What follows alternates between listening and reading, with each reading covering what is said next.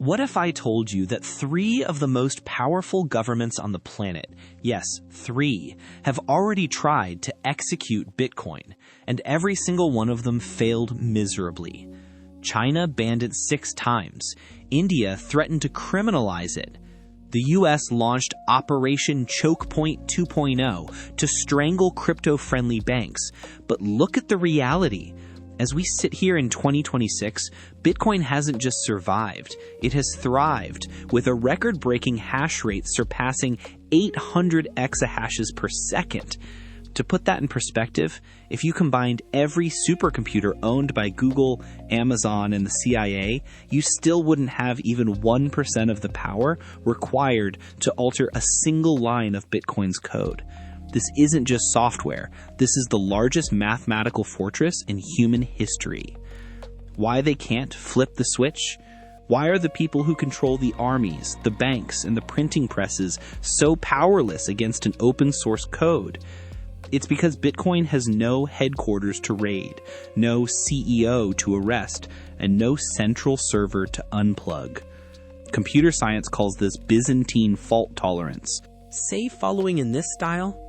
Inspirational coach, empowering and uplifting with a steady, reassuring voice.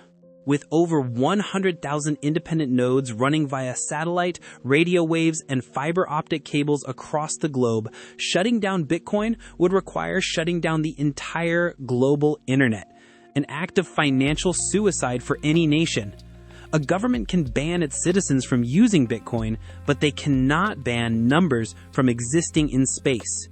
You simply cannot imprison a law of mathematics. The Future Freedom 360 message, stay with me until the very end, because I'm going to prove to you that every time a government attacks Bitcoin, they are actually vaccinating it, forcing the network to become even more decentralized and resilient. We are witnessing the first successful rebellion of mathematics against financial tyranny. As global debt hits a staggering $320 trillion in 2026, Bitcoin is no longer just an option, it is the only exit ramp that cannot be confiscated. This is the Future Freedom 360 perspective, and we are going to deconstruct Bitcoin's weapons right now. Part 2, the architecture of control, the blueprint of power. Let's be brutally honest about something the mainstream financial media is terrified to say out loud. Every system of control in history, every empire, every monarchy, every central bank has relied on one thing to maintain its grip: the monopoly on currency. If you control the money, you control the people. It's that simple. That isn't a conspiracy theory. It is the fundamental blueprint of human civilization. Think of the Roman Empire. When they couldn't afford their border wars, they started clipping their silver coins, mixing in cheap copper until the denarius was practically worthless. Or look at the Weimar Republic, which printed marks so fast that people used the bills as wallpaper because the paper was worth more than the face value. Think of it like this. Imagine playing a game of Monopoly where the banker can print extra $500 bills whenever they start losing. That's not a game, it's a scam. And that is exactly how the global financial system operates today. The $320 trillion panic. As we sit here in 2026, global debt has crossed a staggering $320 trillion. Let that number sink in for a second. $320 trillion. The entire legacy system is drowning in unpayable debt, and their only solution is to print more. Let's look at the sharpest weapon in a government's arsenal: the outright ban. China, the world's most sophisticated authoritarian state, has effectively banned Bitcoin, not once, not twice, but 6 different times since 2013. Every single time the headline screamed the end of Bitcoin. Every single time the price dipped, and every single time Bitcoin recovered to new all-time highs. Why? Because you cannot ban mathematics. Bitcoin is a protocol, not a company. It lives on tens of thousands of independent nodes distributed across the globe. When China banned mining in 2021, the network didn't crash. It didn't even slow down. The miners simply packed their rigs into crates and moved to Kazakhstan, to Texas, to El Salvador, and to Ethiopia. Think about this. When a government bans something people actually value, it doesn't disappear. It becomes resilient.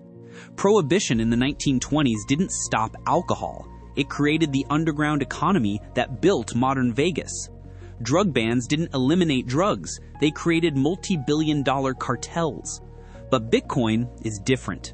You don't need a smuggling route to move it. You only need an internet connection, or even a satellite link.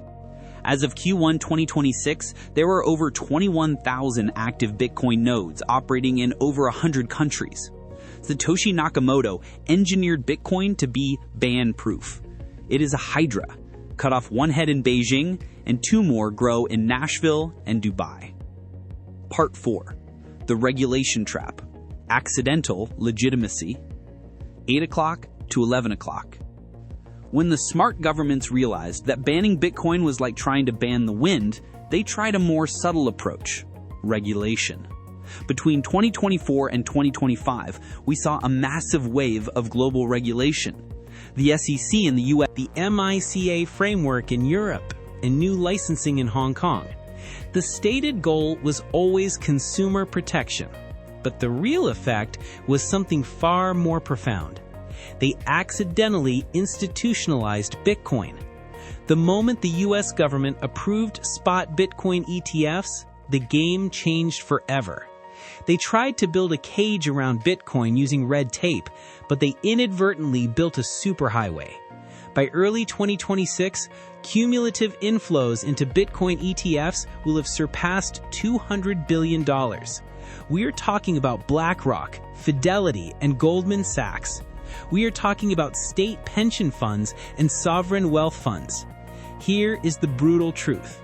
You cannot ban something that is sitting on the balance sheet of the world's largest investment firms. The regulation trap snapped shut, but it snapped shut on the governments, not on Bitcoin. By regulating it, they signaled to the world that Bitcoin is a legitimate, permanent asset class. They didn't kill the wolf, they let it into the sheepfold, and now the wolf owns the farm. Part 5. Fraud Alert. The CEO Risk. 11 to 1330. Fraud Alert. I need you to pay very close attention here. Not everything in the crypto space is Bitcoin. This is where most retail investors lose everything. Governments can kill most altcoins. Why? Because most altcoins have a neck to choke. They have a CEO, a marketing team, a central server, or a foundation. If a project has a headquarters, the government can send a SWAT team. If a project has a kill switch, the government can force them to flip it. We saw this with the collapse of Luna in 2022, and we've seen it with dozens of centralized DeFi projects in 2024 and 2025. If there is a person in charge, there is a counterparty risk. Bitcoin is the only one that is truly headless. There is no CEO to arrest. There is no server to seize. When you hear the media talk about crypto regulation, they're talking about catching the scammers and the centralized tokens. Bitcoin stands alone. In an era where inflation is still eating 4 to 5% of your wealth every year, Bitcoin's fixed supply of 21 million is the only financial property that is truly beyond the reach of the state. Verify the decentralization before you put a single dollar into any digital asset. Finally, let's talk about the ultimate endgame: nation-state adoption. As we move through 2026, the trend started by El Salvador in 2021 has turned into a geopolitical necessity. It's no longer just small nations. We are seeing sovereign wealth funds in the Middle East and strategic reserves in South America quietly accumulating BTC. Even in the US, the conversation has shifted. In 2025, the proposal for a US strategic Bitcoin reserve became a serious legislative debate. Why? Because if Bitcoin is the digital gold of the 21st century, no superpower can afford to have zero. This is the checkmate. Once enough nations hold Bitcoin as a reserve asset, attacking the network becomes an act of financial self-harm. You aren't just attacking a competitor to the dollar anymore, you are attacking your own national treasury. The network effect has crossed the event horizon. It is now more profitable for governments to join the Bitcoin network than to fight it. Part 7. Conclusion. Which side are you on? They want you to believe that Bitcoin is dangerous or that they can shut it down at any moment. But the data doesn't lie. The nodes don't lie. The math doesn't lie. Bitcoin was built for this. It was forged in the fire of government opposition. It is the only lifeboat in a sea of $320 trillion in debt. So here is my question for you today. And I want you to be honest in the comments. If your government announced a total ban on Bitcoin tomorrow, would you sell out of fear or would you hold because you understand the math? Drop your answer below. I read every single one. If this video opened your eyes, hit that subscribe button and turn on notifications. In our next video, I am going to show you exactly how to self-custody your Bitcoin so that no government, no hacker, and no exchange can ever take it from you. I am your host for Future Freedom 360. Stop being the yield, start being the owner. See you in the next one.